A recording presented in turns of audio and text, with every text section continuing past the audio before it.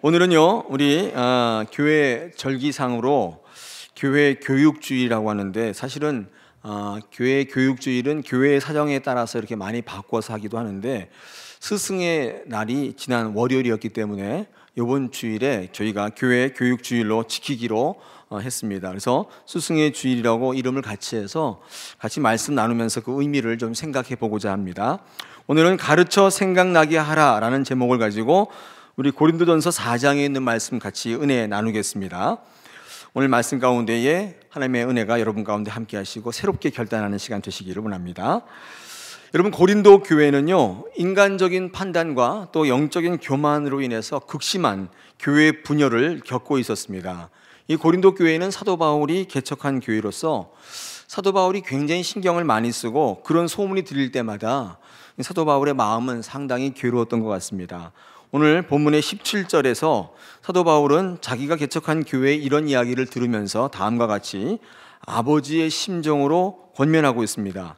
그리스도 예수 안에서 나의 행사, 곧 내가 각처 각 교회에서 가르치는 것을 생각나게 하리라. 이 디모데를 보내서 내가 가르쳤던 것들을 다시금 생각나게 할 것이다. 이렇게 사도 바울은 이 고린도 교회를 향하여 다음과 같이 권면하고 있는 것입니다. 근데 이 말씀, 가르치는 것을 생각나게 한다는 말씀은요, 어디서 많이 들어봤지 않습니까? 이게 예수님께서 이 땅을 떠나가실 때, 승천하실 때 이 땅에 남겨질 제자들과 향후 세워질 교회를 향해서 당부했던 말씀과 똑같은 거죠. 마태복음 28장 우리 19절 20절을 제가 한번 읽어보겠습니다. 그러므로 너희는 가서 모든 민족을 제자로 삼아 아버지와 아들과 성령의 이름으로 세례를 베풀고 내가 너희에게 분부한 모든 것을 가르쳐 지키게 하라.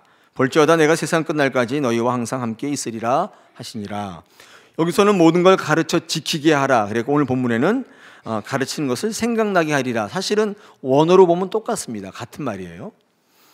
예수님께서 이 땅을 떠나가실 때에 당부하셨던 말씀인데, 오늘 사도 바울이 고린도 교회가 지금 극심한 교회 분열을 겪고 있다는 얘기를 듣고 한 권면과 예수님의 권면이 이게 같은 것이죠. 생각해 보십시오. 왜 사도 바울이, 예수님이 이 교회 안에 있는 이 성도가 겪어야 될 많은 여러 가지 문제를 놓고 이것을 어떻게 해결할까의 어떤 입장에서 왜 이 교육의 필요성을 강조하고 있는 것입니까? 교회 안에 여러 가지 문제가 있습니다. 영적인 교만이 있고 또 인간적인 방법을 자꾸 동원하는 그런 면에 있어서 교회가 이 분열을 겪고 있는 그 교회에 왜 사도 바울은 다른 해결책이 아닌 이 교육을 해결책으로 내놓는 것일까요? 환난과 역경이 예상되는 우리의 삶 속에 또 향후 교회가 세워질 텐데 그 안에 여러 가지 문제가 많이 있을 것을 아시는 예수님께서 왜 그 해결 방법으로 승천하시면서 왜 제자를 삼으라고 하실까요? 왜 가르치고 배우라고 하실까요? 이유가 뭘까요? 다른 권면이 많이 있지 않겠습니까? 싸워라, 힘써 싸워라, 버텨라, 견뎌라, 여러 가지 많은 권면이 있을 텐데 왜 하필 이런 어려움 앞에 교육을 강조하고 있는 것일까요? 이유는 간단합니다. 예수님도 마찬가지고 사도 바울도 이런 모든 영적인 문제에 있어서의 근본 해결책은 다른 게 아니라 그리스도 예수 안에서 보고 배우고 가르치는 것에 있다고 보았기 때문입니다. 모든 영적의 해결책이 뭐라고요? 가르치고 배우는데 그 해결책이 있다고 보았기 때문에 사도 바울이나 예수님은 똑같이 교육을 우리에게 권면하고 있는 것입니다. 우리의 모든 영적인 고민과 갈등과 번민이 있는데 여러분, 이 해결책은요, 다른 데 있지 않고 가르치고 배우는 것입니다. 그러면 모든 우리의 영적인 문제들이 해결된다는 것을 우리에게 암시하고 있어요.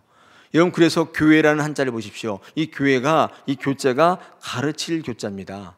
이 사귈 교자가 있는데 그 사귈 교자를 쓰지 않고 가르칠 교자를 써요. 교회는 그래서 가르치는 곳입니다. 또 배우는 곳이에요. 가르치고 배우면 모든 영적인 문제들이 해결된다는 뜻입니다. 제가 늘 강조하듯이 우리가 갖고 있는 모든 문제는요, 사실 영적으로 성장하면 다 해결될 문제예요. 영적으로 성장하지 않았기 때문에 갖고 있는 문제가 많다는 거예요. 초등학생들이 너무 고민하는 문제 많지 않습니까? 근데 고등학생 그 문제 갖고 고민하지 않죠. 이유가 뭘까요? 성장했기 때문에, 성숙했기 때문에. 초등학교 아이들이 고민하는 문제를 여러분 지금도 고민하고 있어요? 그분은 병원 가보셔야 돼요. 왜냐하면 성장하지 않으면 계속적으로 머물러 있는 거예요. 근심, 걱정이 늘 그 수준에 있는 것입니다. 성장하면 영적인 문제는 다 해결되는 거예요. 그래서 가르치고 배우는 것이 그 모든 문제의 해결책으로 알았기 때문에 사도 바울도 예수님도 영적인 모든 문제의 방안으로, 해결 방안으로 배우고 가르치라고 얘기하고 있는 것입니다. 여러분이 가르치고 배우려면 몇 가지 조건이 있어야 됩니다. 첫 번째가 먼저 가르치는 교사가 있어야 되겠죠. 둘째는 배우는 분들이 있어야 되겠죠. 이게 두 가지가 있어야 가르치고 배우는 게 성립되겠죠. 더 중요한 게 있습니다. 뿐만 아니라 이 가르칠 거리가 있어야 돼요. 뭘 가르친다는 얘기입니까? 다시 말해서 이 컨텐츠가 있어야 돼요. 내용이 있어야 된다는 것입니다. 여러분, 우리 기독교 교육의 컨텐츠는요, 복음이요, 생명이에요. 그거를 가르치는 겁니다. 예수님께서 승천하시면서 앞으로 이 땅에 이루어질 영원한 나라를 준비시키시고 또 그 나라의 백성답게 살아갈 수 있도록 우리에게 가르칠 것을 요구하는데, 무엇을 가르칠 것인가, 무엇을 또 배울 것인가? 복음입니다. 생명인 거예요. 이것을 가르치고 또 배우라고 우리에게 요구하시는 것입니다. 그래서 그런 관계를요, 우리는 제자의 관계라고 얘기하는데, 마태복음 28장 19절에 아까 읽어드린 것처럼 그러므로 너희는 가서 모든 민족을 제자로 삼아라. 이 제자를 삼으라고 우리에게 명령하는 것이요. 그래서 하나님의 아들과 성령의 이름으로 세례를 주라, 이렇게 말씀합니다. 이 삼위일체 이름으로 성령을 주고 세례를 주고 생명을 심어주라는 거예요. 이게 예수 그리스도께서 우리에게 명령하신 또 이 교육의 명령인 것입니다. 컨텐츠가 생명을 가르치라는 겁니다. 제가 언제 설교 때 말씀드렸는데, 제자를 삼으라고 하는 말씀은 다른 말로 바꿔보면 제자가 되라는 말씀과 똑같은 거예요. 왜냐하면 제자가 되지 않은 사람은 제자를 삼을 수가 없어요. 제자가 되어본 사람만이 제자가 삼을 수 있습니다. 그러므로 제자를 삼으라는 말씀은 먼저 배우는 일에 열심을 내라는 역설입니다. 내가 뜬금없이 제자를 삼는 게 아니라 내가 먼저 배우는 일에 열심을 내어야만, 제자가 되어야만 제자를 삼을 수 있기 때문에 사실은 제자를 삼으라는 말은 제자가 되라는 말과 똑같아요. 제가 수영장 얘기를 해드렸는데 우리 못 들으시는 분이 있어서 제가 다시 한번 재방송을 해드리면, 제가 수영을 좀 잘해요. 폼이 좋아요. 이유가 뭐냐면, 어떻게 믿냐고요? 한번 같이 수영장에 가보시면 아시는데, 네, 그럴 이유가 별로 없겠죠. 제가 대학 때 국가대표한테 배웠어요. 국가대표가 수영, 우리 이렇게 대학 체육대 수영 있지 않습니까? 근데 그분은 점수를 어떻게 주냐면 폼이 좋아야 돼요. 폼이 안 좋으면 점수 안 줍니다. 지론이 뭐냐면 모든 체육은 폼에 있대요. 근데 그 말이 그때는 이해가 안 갔는데 가면 갈수록 정답인 것 같아요. 예를 들어서 수영장 25m 풀이 있는데 무조건 가기만 하면 된다. 그 수영 실력이 아니에요. 폼이 좋아야 기록이 나고, 폼이 좋아야 또 오래 갈 수 있어요. 그래서 그분은 항상 폼을 굉장히 중요하게 해요. 그래서 제가 거기에 굉장히 많이 애썼거든요. 폼이 좋아요. 그렇다고 빨리 가거나 그런 건 아닌데 폼이 좋아요. 수영장 가면 또 다른 분이 있는데 이 폼이 안 좋아요. 개헤 헤엄치는 분이 있어요. 근데 그런 분은 계속 가기는 가요. 25m를 막 가긴 가는데 이게 평형인지 개헤엄인지 구별이 잘 안 되는데 막 발발발 가긴 갑니다. 근데 폼이 안 좋죠. 제가 가끔씩 수영하다 보면 누군가 저에게 가르쳐 달라고 그런 분이 있어요. 어떻게 자유형하는데 팔이 어떻게 그렇게 꺾입니까? 이렇게 물어보는 분이 있어요. 다시 말해서 제자 삼아 달라는 거 아니에요? 이유가 뭘까요? 제가 제자 되었기 때문에. 그냥 바닷가에서 생존 수영으로 배운 분은 아무도 같이 달라는 얘기 안 해요. 그냥 하는구나 이렇게 알죠. 개헤엄침 누가 개헤엄 알려달라고 그럽니까? 그렇지 않잖아요. 다시 말해서 제자를 삼으라는 것은 제자가 되라는 얘기가 똑같은 거예요. 우리 교회 안에 여러 가지 문제가 있는데, 특별히 고린도 교회 안에 있었던 영적인 교만의 문제가 바로 이거였는데, 배우지 않으려는 거예요. 배우지 않으려고 하는 거예요. 오늘 본문 8절을 보십시오. 이렇게 사도 바울이 얘기하죠. 너희가 이미 배부르며 이미 풍성하며 우리 없어도 왕이 되었도다. 우리가 너희와 함께 왕 노릇하기 위하여 참으로 너희가 왕이 되기를 원한다. 이미 배부르고 이미 풍성했다는 것은 영적으로 교만했다는 것을 풍자한 얘기죠. 사도들이 없어도, 가르쳐준 사람이 없어도 이미 되었다고 생각한다는 것입니다. 이런 영적으로 교만했던 이 고린도 교회의 모습을 사도 바울이 지적하고 있는 거예요. 우리를 넘어뜨릴 때 사탄이 어떤 생각을 넣어주냐면 이렇게 생각한다는 거죠. 교회에서 별거 없다는 거예요. 배우는 거 뭐 별거 없다고 생각하게 만듭니다. 다 안다고 생각하게 만들어요. 그래서 교회 오면 배우려고 하지 않고 가르치려고 하지 않습니다. 여러분, 그것이 사탄이 우리를 무너뜨리는 하나의 방법이라는 것입니다. 교회 안에서의 지도자는 누군가? 여러분, 가르치는 자 이전에 배우는 자라고 정의할 수 있어요. 교회의 지도자는 배우는 사람들입니다. 배우는 사람이 바로 지도자인 것입니다.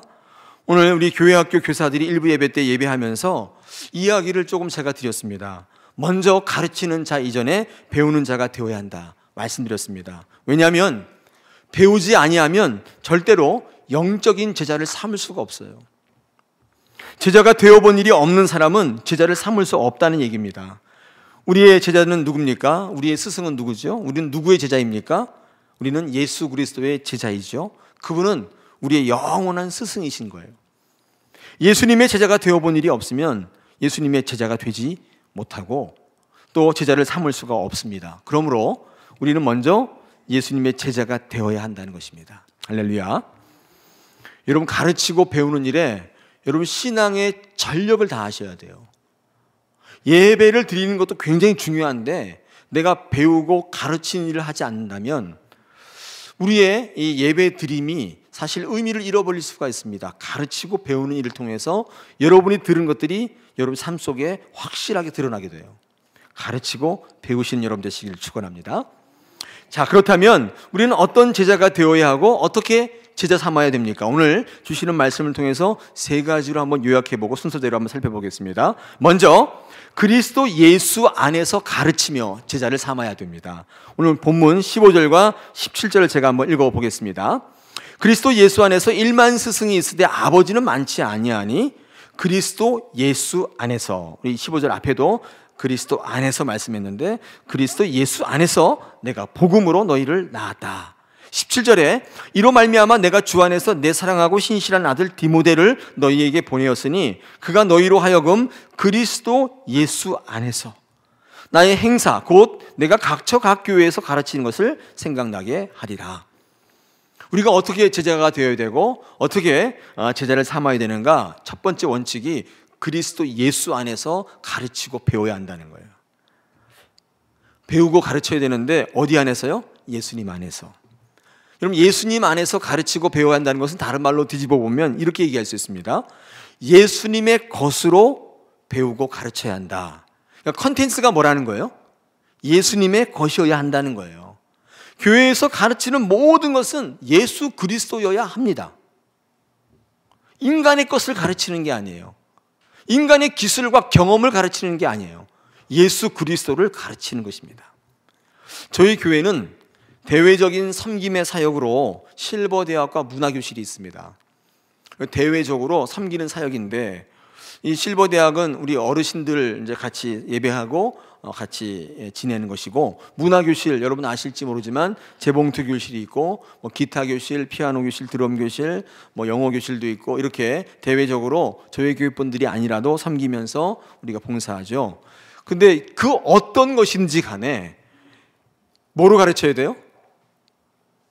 예수 그리스도 가르치는 거예요. 드럼 교실하고 드럼만 가르치면 안 됩니다.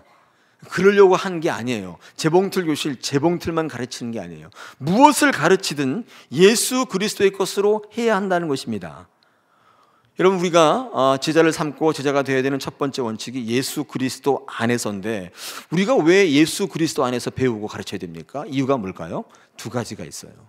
첫째가 생명을 주기 위한 것입니다. 오늘 15절에 아까 제가 읽었죠. 그리스도 안에서 1만 스승이 있을 때 아버지는 많지 아니하니 그리스도 예수 안에서 내가 복음으로 너희를 낳았다. 이렇게 얘기하고 있죠. 사도 바울은요, 자기 스스로를요 스승이라고 얘기하지 않습니다. 아버지라고 얘기해요. 이유가 뭐예요? 뭐 지식을 전달하는 사람이 아니라, 기술을 전달하는 게 아니라 생명을 주는 존재라고 여겼기 때문이에요. 복음으로 너희를 낳았다는 거예요. 복음을 통해서 그 컨텐츠를 가지고 지식을 전달하는 게 아니라 생명을 낳게 했다는 것입니다. 그렇습니다. 예수 안에 있을 때 생명이 있는 거예요. 교회는요, 생명이 있는 거예요. 교회 안에 생명은 예수 안에 있는 것입니다. 그러므로 교회 다니면서 가장 의미 있는 일이 뭐냐? 예수 믿고 배우는 거예요. 가장 의미 있는 거예요. 왜요? 생명을 낳기 때문에 그렇습니다. 우리 자녀들이 교회에 와서 놀이하고 되게 중요하죠, 그것도. 그러나 가장 중요한 것은 예수로 가르쳐야 돼요. 생명을 낳게 되기 때문입니다. 우리의 삶도, 우리의 신앙도 마찬가지지 않을까요? 여러분, 죽을 것 같으세요? 힘드세요? 도저히 살 소망과 희망이 없어요? 교회로 나오십시오. 예수를 배워가시고 예수를 가르쳐야 돼요. 생명의 문제가 해결된다는 거예요. 소성하게 된다는 거예요. 살아계신 하나님의 말씀 그 자체이신 예수님을 배우고 가르칠 때 생명이 왕성히 일어나는 것입니다. 배우는 곳에 안 나오시는 분들은 이 말씀 참고해서 한번 열심히 배워오십시오. 생명이 일어나는 것입니다. 우리가 예수 그리스도로 가르쳐야 될 두 번째 이유는요, 용량을 극대화시키기 때문에 그렇습니다. 제가 왜 이런 말씀을 드리는가 하면, 예수님만큼 그릇이 큰 분이 없잖아요. 하나님만큼 용량이, 사이즈가 큰 분이 있어요? 없잖아요. 우리가 예수 그리스도로 말미암아 가르쳐야 될 이유는 우리의 용량을 극대화시킨다는 것입니다. 오늘 본문 20절에 보니까 하나님의 나라는 말에 있지 아니하고 오직 능력에 있습니다. 그러므로 예수 그리스도로 말미암아 가르칠 때에 하나님의 나라의 능력으로 살아갈 수 있게끔 만들어 준다는 거예요. 용량을 키워버리는 거죠. 여러분, 여기까지 공부하고 열심히 살아오셨는데, 뭐 대학도 다니시고 대학원도 다니시고 열심히 사셨는데, 여기까지 공부하면서 가장 쓸모없어 보이는데 가장 지겹도록 많이 공부시킨 과목이 뭐예요? 뭐가 있습니까? 과목 중에? 말할 것도 없이 수학 아니에요? 여기 망설이세요? 수학을 왜 공부하는지 아세요, 여러분? 저는 잘 모르겠더라고요. 저는 체육 같은 과목은 제가 볼 때 굉장히 쓸모 있는 과목 같은데 가장 적게 가르치는 것 같아요. 뭐 지금은 어쩐지 모르겠지만 제가 고등학교 2학년, 3학년 때 체육 수업을 한 기억이 별로 없어요. 그때 입시가 다가오니까 전부 다 수학용어로 바꿔가지고 이게 편법이죠. 제가 삼수를 했기 때문에 수학을 어쩔 수 없이 공부를 했어요. 근데 하니까 그 재미를 조금 알긴 알겠습니다. 그래도 지금이나 예전이나 어렵기는 매한가지. 관심이 별로 없어요.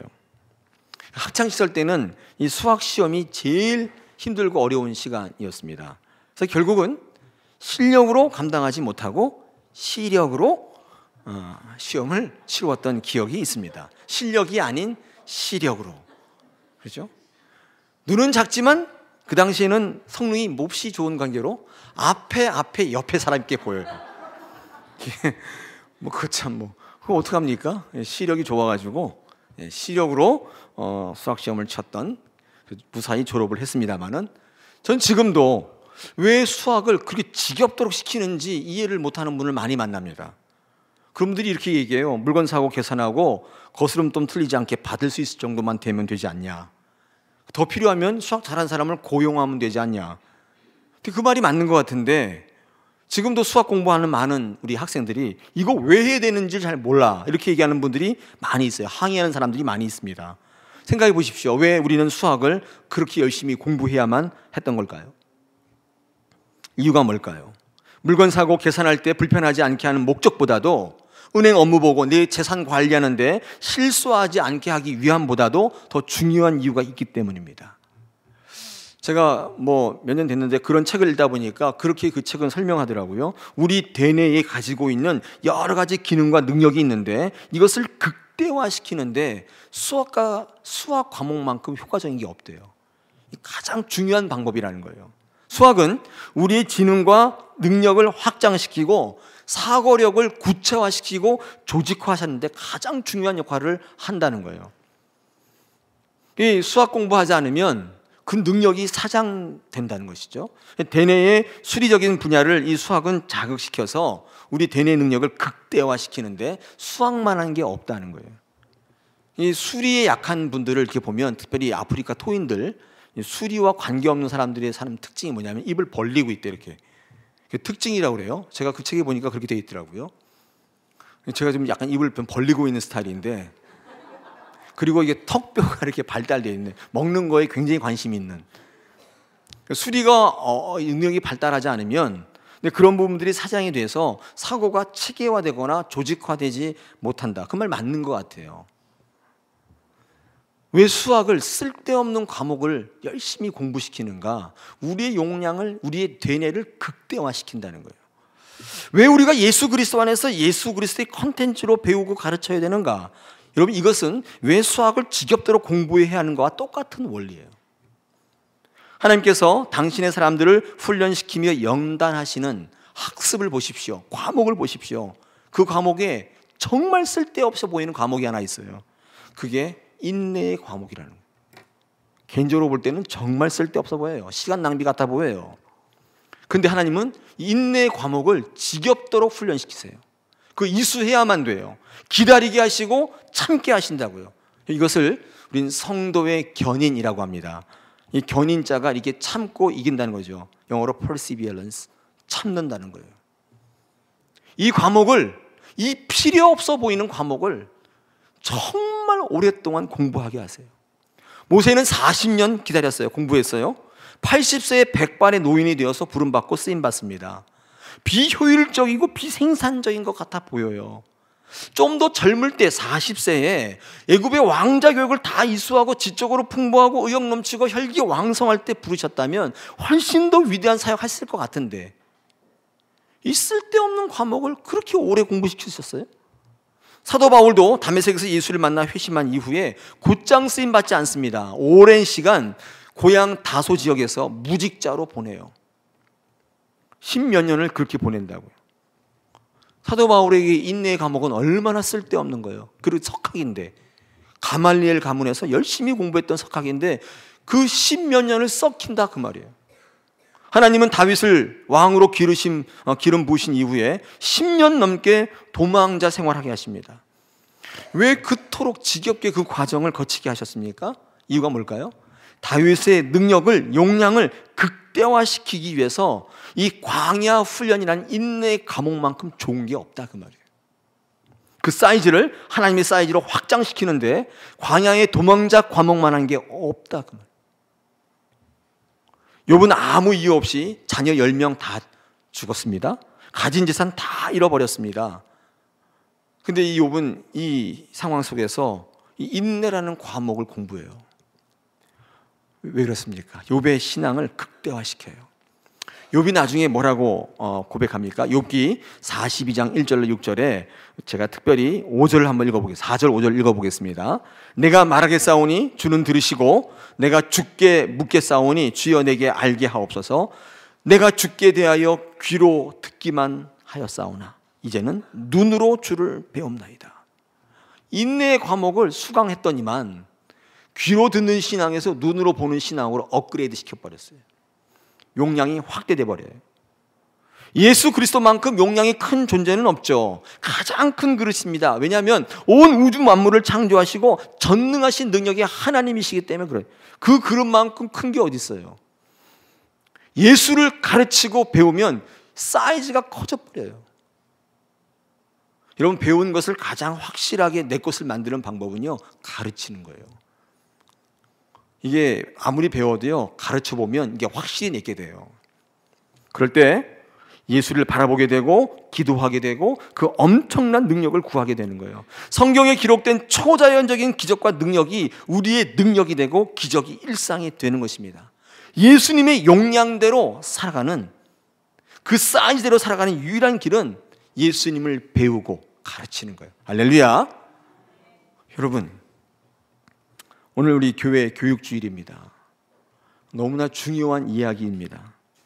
예수님의 삶과 십자가, 부활만큼 우리의 영적인 용량과 사이즈를 극대화시키는 가장 좋은 컨텐츠가 없어요. 오늘도 이 시간 예수님을 배우시길 축원합니다. 예수 그리스도 안에서 제자 삼으라, 가르치라. 첫 번째. 두 번째는요, 모범으로 가르치라고 성경은 우리에게 권면합니다. 우리 16절을 보니까 그러므로 내가 너희에게 권하노니 너희는 나를 본받는 자가 되라. 사도 바울이 우리에게 이렇게 권면하죠. 자기를 본받는 자가 되래요. 사도 바울이 얘기합니다. 이런 얘기예요. 예수 본받고 싶지? 그럼 나를 본받으라는 거예요. 우리가 얼핏 들으면 얼마나 교만해 보입니까? 뭐 자기가 예수님인가요? 뭐 그렇게 생각할 수도 있잖아요. 근데 여러분, 나를 본받는 자가 되라는 것은 내가 예수님이다 그런 뜻이 아니라 사도 바울이 이 말씀 우리에게 했던 의미는 한 가지예요. 너희가 멘토가 되어주라는 거예요. 너희가 멘토가 되라는 거예요. 많은 사람들이 너를 보고 예수님을 배울 수 있도록 네가 그와 닮은 멘토가 되어주라는 것입니다. 여러분, 멘토라고 하는 호칭은 알고 계시죠? 어디서 유래한 건지. 이 오디세우스라고 하는 이 친구가, 이 사람이 이제 그 트로이 전쟁에 출정하기 전에 이 멘토라고 하는 친구가 있었는데 그를 불러서 자기 아들 이 텔레마코스를 맡깁니다. 내가 없는 동안에 잘 좀 보살펴다오. 그래서 이 친구 멘토가 이 오디세우스의 부탁을 받고 잘 교육시키는데 전쟁이 너무 오래 길어져서 10년 동안 집에 못 들어왔어요. 근데 10년 동안 오디세우스가 없는 동안에 이 멘토가 그의 아들 텔레마코스를 잘 훈련시키고 가르치고 상담해주고 아버지 역할을 잘해서 훌륭한 인물을 만들었다는 거예요. 이 멘토의 이 친구의 이름이 지혜와 신뢰로 한 사람의 인생을 이끌어주는 지도자의 뜻으로 고유명사로 된 거예요. 멘토가 거기서 온 거죠. 멘토. 이 멘토가 있으면 우리의 모든 삶이 가치가 실제로 우리 삶 속에 드러나는 굉장히 중요한 역할을 하는 게 멘토입니다. 멘토가 없으면 그 모든 가치가 그냥 관념으로 끝나요. 그냥 표장으로 끝나요. 이상으로 끝날 때가 많다는 거예요. 내 삶 속에 실제로 그렇게 사는 사람이 있으면 그 이상이 실제화되는데 굉장히 중요한 역할을 한다는 것입니다. 목사들이 정직하라고 설교하지 않습니까? 근데 여러분, 그 설교 30분 들어서 정직해집니까? 그렇게 된다고 얘기 좀 해주세요. 얘기라도 안 해주시네. 제가 생각할 때 30분 설교 들어서 정직해지지 않죠.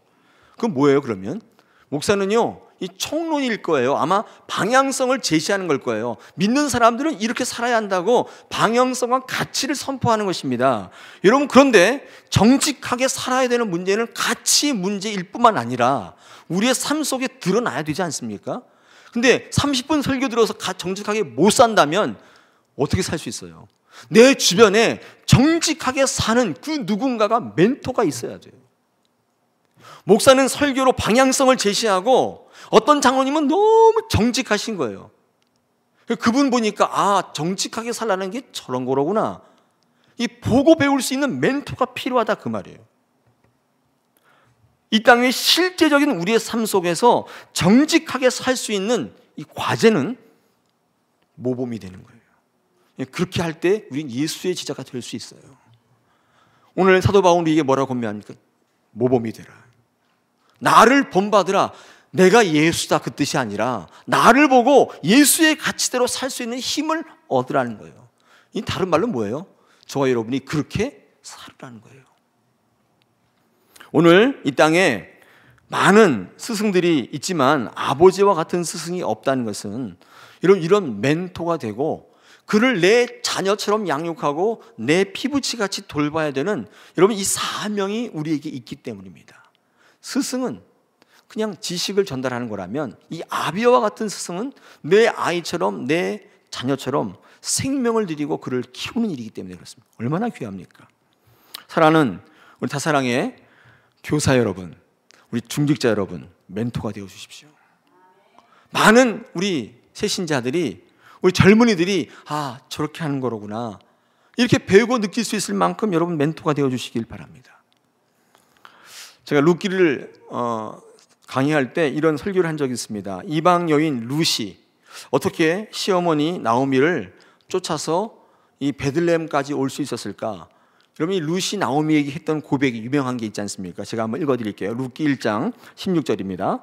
룻이 이르되 내게 어머니를 떠나며 어머니를 따르지 말고 돌아가라. 강권하지 마옵소서. 어머니께서 가시는 곳에 나도 가고 어머니께서 머무시는 곳에 나도 머물겠나이다. 어머니의 백성이 나의 백성이 되고 어머니의 하나님이 나의 하나님이 되시리니.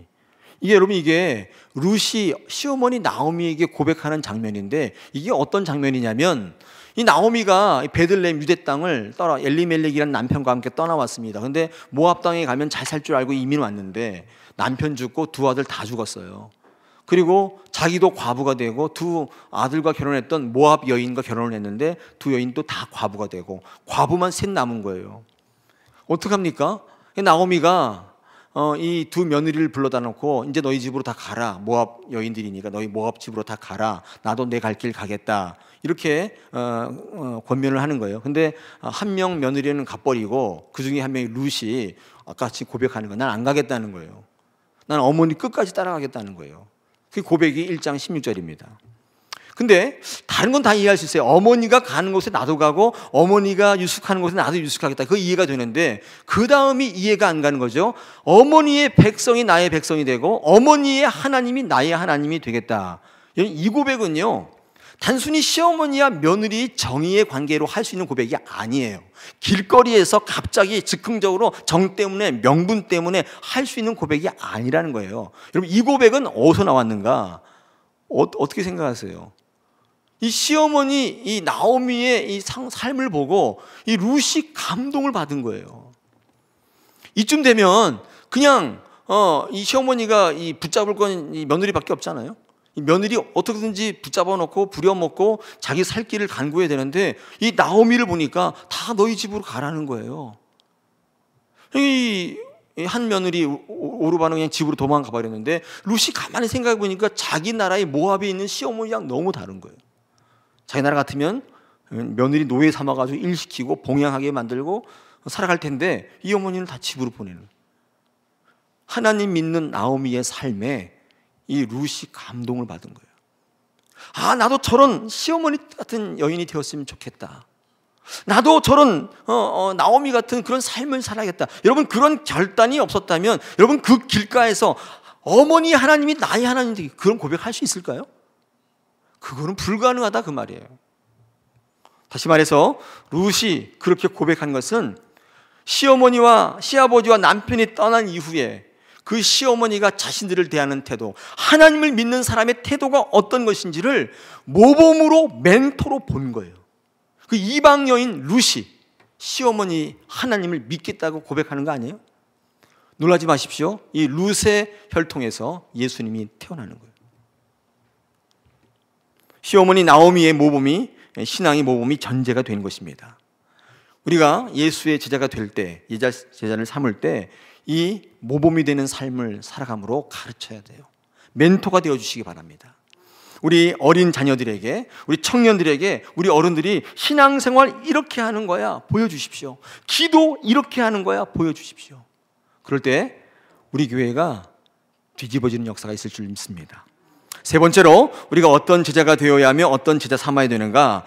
여러분, 권위로 가르쳐야 됩니다. 권위로. 오늘 본문 17절에 이렇게 이야기하죠. 이로 말미암아 내가 주 안에서 내 사랑하고 신실한 아들 디모데를 너희에게 보내었으니 그가 너희로 하여금 그리스도 예수 안에서 나의 행사 곧 내가 각 교회에서 가르치는 것을 생각나게 하리라. 영적으로 문제를 겪고 있는 고린도 교회에 사도 바울이 내가 가르친 것을 생각나게 하고 다시 떠오르게 하겠다고 하시면서 방법을 제시했는데 누구를 보내냐면 디모데를 보내겠다 이렇게 말씀한 거예요. 여러분, 디모데가 누구죠? 이 사도 바울의 제자이면서 사랑하는 아들 같은 존재였습니다. 근데 여러분, 이 디모데는 이게 연륜이 많고 경험이 많은 목회자가 아니라 젊은 목회자였어요. 지금으로 말하면 30살 갓 안수받은 목사? 제가 아까도 말씀드린 저희 교단은요 30세 미만은 안수 안 줍니다. 적어도 30세가 돼야 돼요. 결혼을 안 해도 안수는 줍니다만은 나이가 30세가 안 되면 안수 안 줘요. 예외는 군목은 줍니다. 군대 가야 되니까 군목은 안수를 받고 목사를 되어서 군대에 가거든요. 군목은 주는데 일반 목사는 30살이 안 되면 안수 안 줘요. 이유가 뭘까요? 뭐 최소한 30살은 되어야 된다고 아마 생각하는 것 같아요.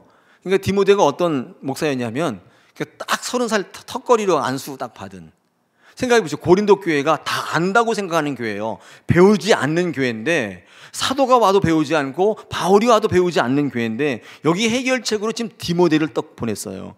어땠을까요? 어려웠겠죠. 디모데는 경험이 없고 나이가 어린 목회자인데 어떻게 그에게서 배우겠습니까? 그러니까 디모데가 가지고 있는 이름의 대명사가 뭐냐면 경험 없다, 지명도 없다, 배울 것도 없다, 어린아이 같다 예요. 사도 바울이 이 사실을 몰랐을까요? 몰라서 그 고린도 교회를 가르치기 위해서 디모데를 보냈을까요? 아닐 것입니다. 너무나도 잘 알고 있었을 텐데 왜 디모데를 보냈는가? 사도 바울의 생각을 약간 엿보면, 여러분, 영적인 가르침은 이런 인간의 조건에서 나오는 게 아니에요. 뭐 경륜과 연륜과 지식에서 나오는 게 아니라 영적인 가르침은 어디서 나오는가? 하나님의 권위에서 나오는 거예요. 하나님의 권위를 인정하고 하나님의 권위를 바라볼 때 여러분, 거기서 어린 아이에게서도 배울 수 있는 거예요. 순종하는 것은 권위에서 나오는 거예요. 그렇지 않을 때는 어떤 날고 훌륭한 목사님 오셔도 배울 수 없습니다. 하나님의 권위로 가르치고 인간적인 것으로 가르치면 안 되는 것이죠. 우리가 제자를 삼고 제자가 되는 세 번째 원리가 뭐라고요? 하나님의 권위로 하라. 하나님께서 디모데를 목사 안수를 주고 세웠으면 아무리 연치가 어린다 할지라도 그는 누구예요? 하나님이 세우신 자예요. 그죠? 그에게 순종하고 복종할 수 있을 때 우리는 배울 수 있다는 것입니다. 많은 사람들이 나는 하나님 앞에 겸손하다고 생각합니다. 당연하죠. 하나님 앞에 교만한 사람이 어디 있어요? 죽으려고요. 그죠? 하나님 앞에 다 겸손하다고 생각해요. 하나님 앞에 교만한 사람은 없습니다. 그런데요, 여러분, 그것을 겸손이라고 생각하시면 안 돼요. 왜인 줄 아세요? 다 겸손해요. 하나님 앞에 겸손은 하나님이 세운 사람 앞에 겸손으로 드러나게 돼 있어요.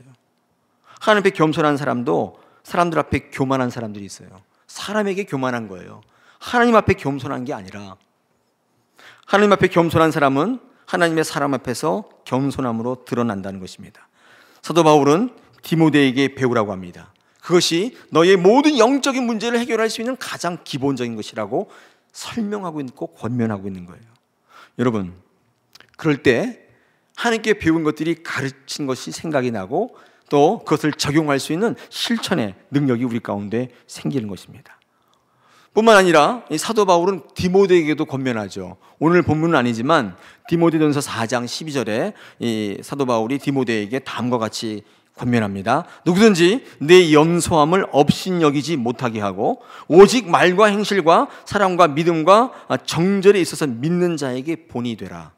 아무리 나이가 어리지만 내 연소함을 업신여기지 못하도록 내 행실을 똑바로 하라. 믿는 자로서, 하나님이 세운 자로서 어그러짐이 없게 하라. 우리 디모데에게 이렇게 권면합니다. 권위로 세움받고 권위로 일하고 권위로 제자를 삼고 제자가 되어야 함.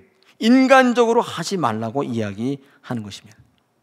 오늘 우리가 교육주간을 맞이해서 우리 교회 학교 교사, 또 우리 교회는 가르치는 입장에 있는 분들이 많이 있죠.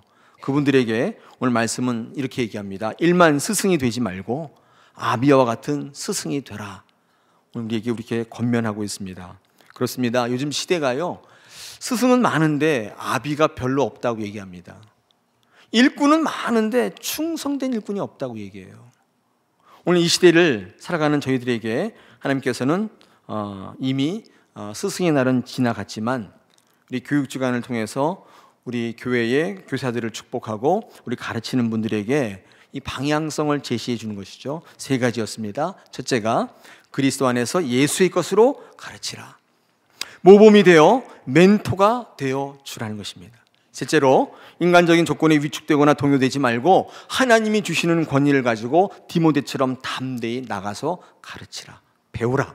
하나님께서 그 가운데 우리 다사랑 교회의 아버지와 같은 또 생명의 사이즈, 또 용량의 사이즈를 키워주셔서 많은 사람들이 하나님을 향하여 은혜를 누리고 생명을 누리는 그런 다사랑교회 될 줄로 믿습니다. 오늘 이 말씀을 통해서 우리가 가르치는 원리로 삼기를 원합니다.